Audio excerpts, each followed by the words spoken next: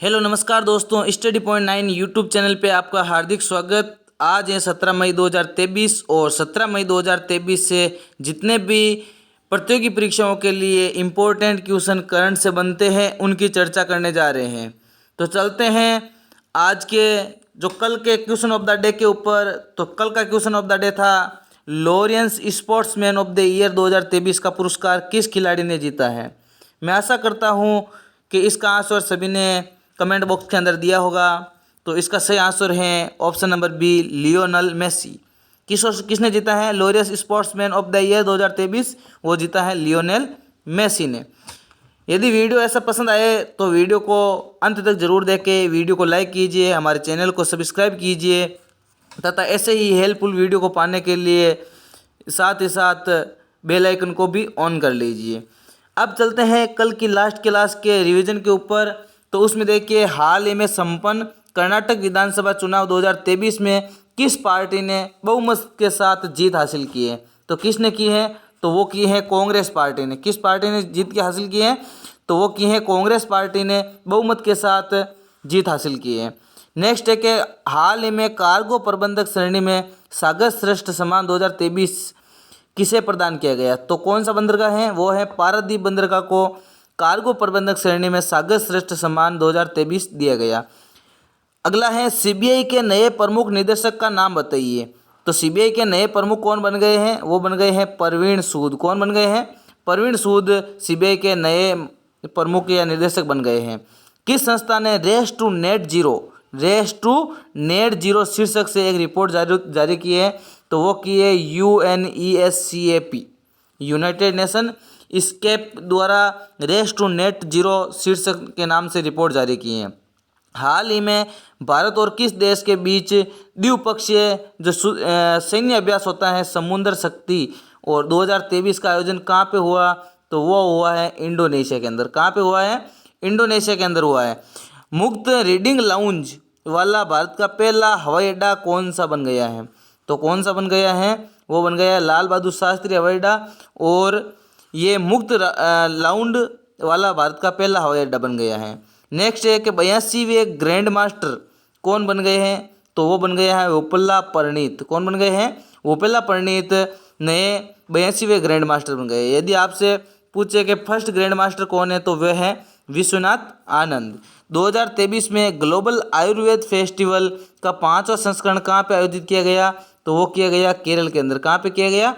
केरल के अंदर इसका आयोजन किया गया।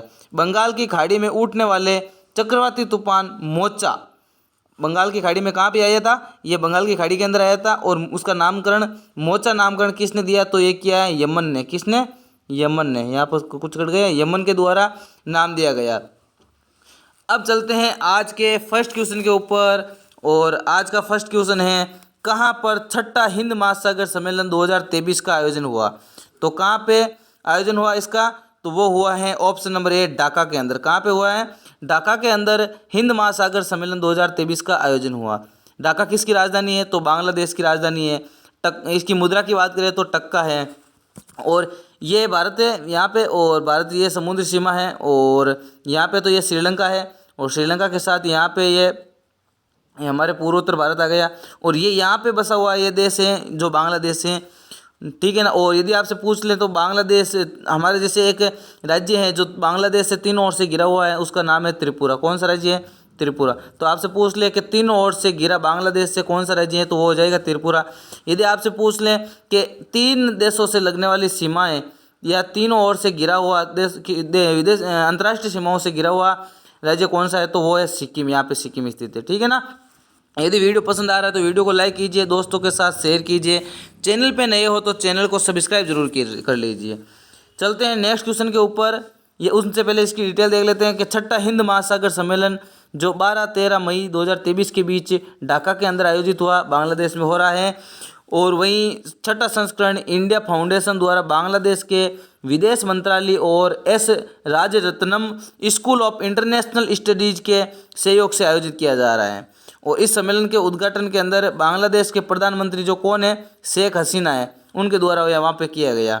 और इस सम्मेलन का विषय अब की बार क्या है, थीम क्या है? वो है शांति, समृद्धि और एक लचीले भविष्य के साथ साझेदारी करना है। चलते हैं आज के नेक्स्ट क्वेश्चन के ऊपर। क्वेश्चन नंबर 2, हाल ही में 26वीं बार एवरेस्ट फतेह करने वाले दूसरे व्यक्ति कौन बन गए? देखिए साथियों, 26 बार एवरेस्ट फतेह करने वाले दूसरे व्यक्ति, पहले एक थे कौन? कामी रीता शेरपा। कौन? कामी रीता शेरपा। इन्होंने सर्वाधिक बार माउंट एवरेस्ट पे फतेह की है, लेकिन इसकी मुकाबले के अंदर इनके बराबरी कर चुके हैं पासांग दावा शेरपा। ऑप्शन नंबर डी सही हो जाएगा, पासांग दावा शेरपा, जिन्होंने इनकी बराबरी कर ली है किसकी? कामी रीता शेरपा की, और 26वीं बार एवरेस्ट के अंदर चढ़ने वाले दूसरे व्यक्ति बन गए हैं। चलते हैं इसके एक्सप्रेशन के ऊपर कि पासांग दावा शेरपा में इमेजिन नेपाल के साथ माउंट एवरेस्ट, नेपाल के अंदर माउंट एवरेस्ट कहाँ पे है? तो नेपाल के अंदर है, कि सबसे ज़्यादा चढ़ाई करने का पिछले रिकॉर्ड की बराबरी के करके इतिहास रचा है। ये वर्तमान में 46 साल की उम्र के अंदर हैं और 26वीं बार पहाड़ पर सफलतापूर्वक चढ़ाई की है। इन्होंने इमेजिन नेपाल ट्रैक एंड एक्सपेंटिडेंस के कामी रीता शेरपा के रिकॉर्ड की बराबरी कर ली है।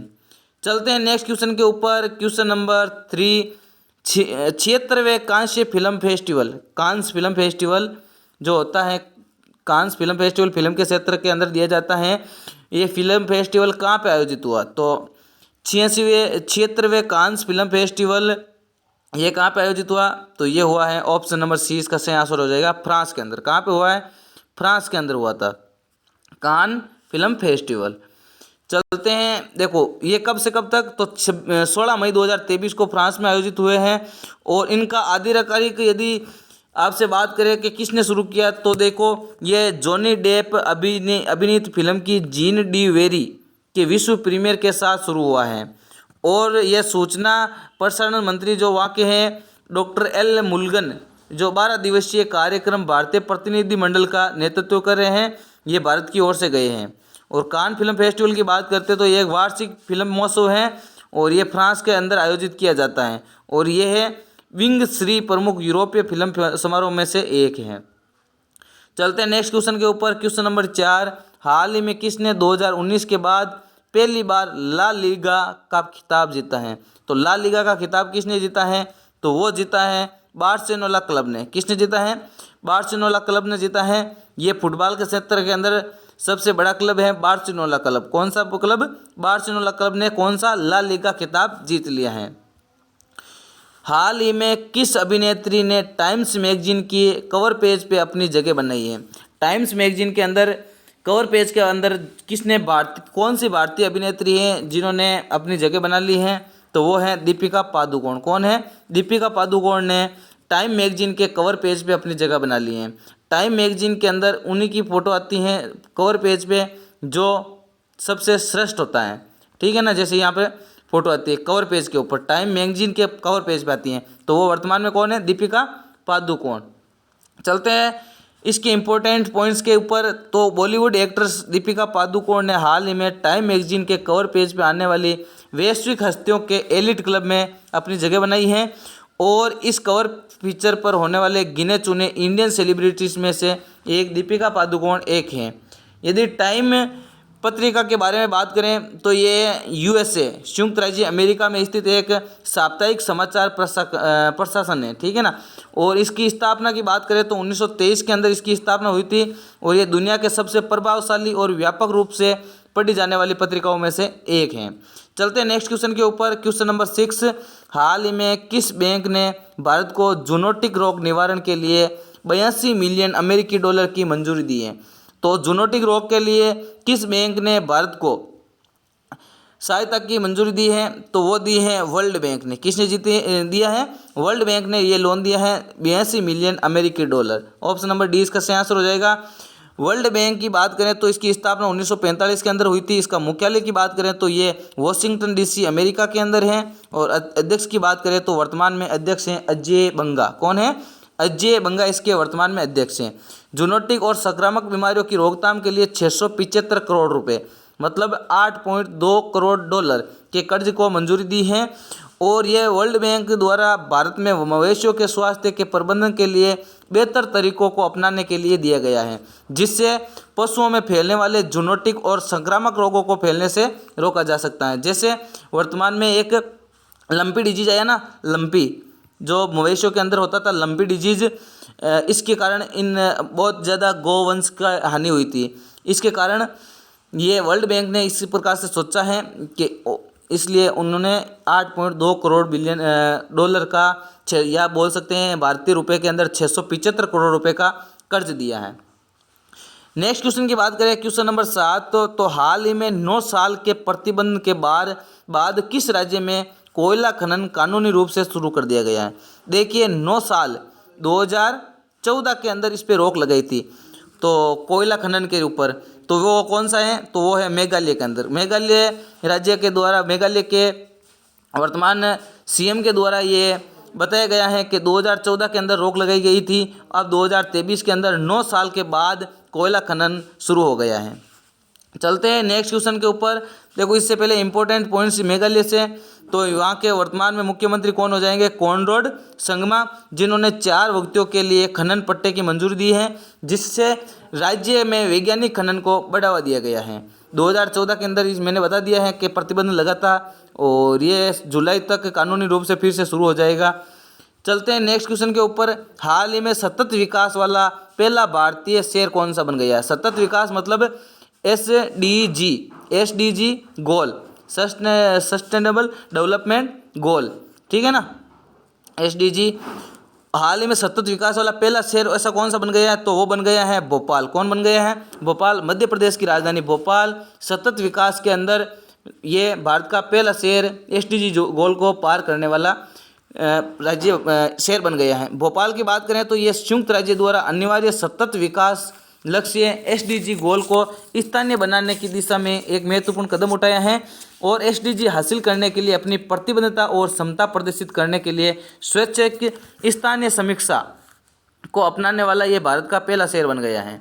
भारत को स्वैच्छिक रूप से, देखो ये भारत का जो भोपाल नगर निगम है उन्होंने स्वच्छता से इसको स्थानीय समीक्षा के द्वारा SDG गोल को हासिल करने के लिए ये बनाया है, जिसका उद्देश्य क्या है, तो वो स्थायी समावेशी शहरी परिवर्तन की दिशा में शहर के प्रयासों को प्रदर्शित करना है।